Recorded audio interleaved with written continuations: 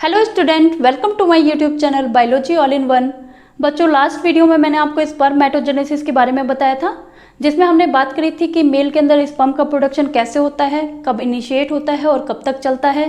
इसके अलावा मैंने वहाँ पर आपको हार्मोनल कंट्रोल के बारे में भी बताया था कि मेल में हार्मोन जो है वो किस तरह से स्पर्मेटोजेनेसिस को कंट्रोल करते हैं। ये सारी बातें हमने लास्ट वीडियो में डिस्कस कर ली थी और आज के इस वीडियो में बच्चों हम डिस्कस करने वाले हैं स्पर्म के स्ट्रक्चर को, कि स्पर्मेटोजेनेसिस में जो स्पर्म बनता है उसकी स्ट्रक्चर किस तरह की होती है। तो चलो स्टार्ट करते हैं, लेकिन सबसे पहले हम ये बात जान लेते हैं कि स्पर्म होता क्या है। स्पर्म जो है वो एक हैप्लॉइड रिप्रोडक्टिव सेल होती है जो कि किसी मेल के द्वारा उसके रिप्रोडक्टिव ऑर्गन में प्रोड्यूस करी जाती है। और अगर आप इसके स्ट्रक्चर को देखें, ये यहाँ पर मैंने इसका डायग्राम ड्रॉ करा हुआ है, तो अगर आप स्पर्म की स्ट्रक्चर को देखें तो स्पर्म की स्ट्रक्चर मेनली 4 पार्ट की बनी हुई होती है। मीन्स स्पर्म के 4 रीजन होते हैं, 4 पार्ट होते हैं। इसका जो सबसे आगे वाला रीजन होता है उसको हम इसका हेड बोलते हैं। हेड के बाद एक छोटा सा रीजन होता है जिसको हम इसकी नेक बोलते हैं। नेक के बाद एक मिडल पीस प्रेजेंट होता है और मिडल पीस के बाद एक पतली सी लंबी सी स्ट्रक्चर प्रेजेंट होती है जिसको हम इसकी टेल बोलते हैं। सबसे पहले हम बात करेंगे इसके हेड रीजन की, कि इसका जो हेड होता है ना, हेड ओवल शेप का होता है और फ्लैटेंड स्ट्रक्चर होती है। और इस हेड के 2 रीजन होते हैं। इसका आगे वाला जो पोर्शन होता है उसको हम इसका एंटीरियर रीजन बोलते हैं, इसके पीछे वाले पोर्शन को हम इसका पोस्टीरियर रीजन बोलते हैं। इसका जो एंटीरियर रीजन होता है, एंटीरियर रीजन में एक स्ट्रक्चर प्रेजेंट होती है जिसको हम एक्रोसोम बोलते हैं। और ये जो एक्रोसोम होता है ये गोल्जी अपरेटस का बना होता है, जिसके अंदर बहुत सारे हाइड्रोलाइटिक एंजाइम प्रेजेंट होते हैं जो कि at the time of fertilisation, कि जब ये स्पर्म जाकर ना ओवा के साथ फर्टिलाइज करता है तो उस समय पर ये हाइड्रोलाइटिक एंजाइम जो होते हैं वो ओवा की वॉल को पेनिट्रेट करने का काम करते हैं। इसके बाद इसका जो पोस्टीरियर रीजन होता है, पोस्टीरियर रीजन मेनली एक सिंगल न्यूक्लियस का बना होता है, सिंगल हाईली कंडेंस्ड न्यूक्लियस का बना होता है, जिसके अंदर मेनली न्यूक्लिक एसिड और प्रोटीन प्रेजेंट होते हैं। हेड रीजन के बाद इसका जो अगला रीजन होता है उसको हम नेक बोलते हैं।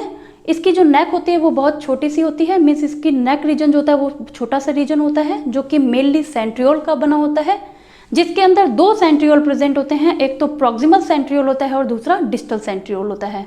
और दोनों सेंट्रियोल जो होते हैं ना वो इस तरह से होते हैं, एक दूसरे के राइट एंगल होते हैं। इसमें से जो इसका प्रॉक्सिमल सेंट्रियोल होता है वो जाइगोट की क्लीवेज करवाने में हेल्प करता है, जबकि इसका जो डिस्टल सेंट्रियोल होता है, डिस्टल सेंट्रियोल से एक फिलामेंट अराइज होता है जिसको हम क्या बोलते हैं, एक्सियल फिलामेंट बोलते हैं। और ये जो एक्सियल फिलामेंट होता है वो नेक रीजन से तो अराइज होता है, नेक रीजन से अराइज होने के बाद वो मिडल पीस से होते हुए स्टेल रीजन से होते हुए स्टेल को भी क्रॉस कर जाता है।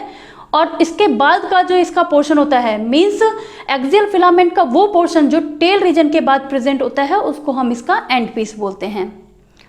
अब अगर हम इसके नेक रीजन के बाद के रीजन के बारे में बात करें तो इसके बाद जो है वो मिडल पीस प्रेजेंट होता है। और मिडल पीस जो है वो एक सिलेंड्रिकल स्ट्रक्चर होती है जिसके अंदर बहुत सारे माइटोकॉन्ड्रिया प्रेजेंट होते हैं। और इसमें जो माइटोकॉन्ड्रिया प्रेजेंट होते हैं वो एक्सियल फिलामेंट के साथ टाइटली बाइंड रहते हैं। और ये जो माइटोकॉन्ड्रिया होते हैं वो स्पर्म को एनर्जी प्रोवाइड करने का काम करते हैं, इसलिए इस पोर्शन को हम क्या बोलते हैं, स्पर्म का power house, means power house of the sperm बोलते हैं। और ये जो माइटोकॉन्ड्रिया होता है वो स्पर्म को इतनी एनर्जी प्रोवाइड करता है जो कि केवल 24 से 48 घंटे तक ही चल पाती है। इसके बाद ये एनर्जी जो है वो कंज्यूम हो जाती है, एग्जॉस्ट हो जाती है। और जब ये एनर्जी एग्जॉस्ट हो जाती है तो स्पर्म जो है वो डाई हो जाते हैं।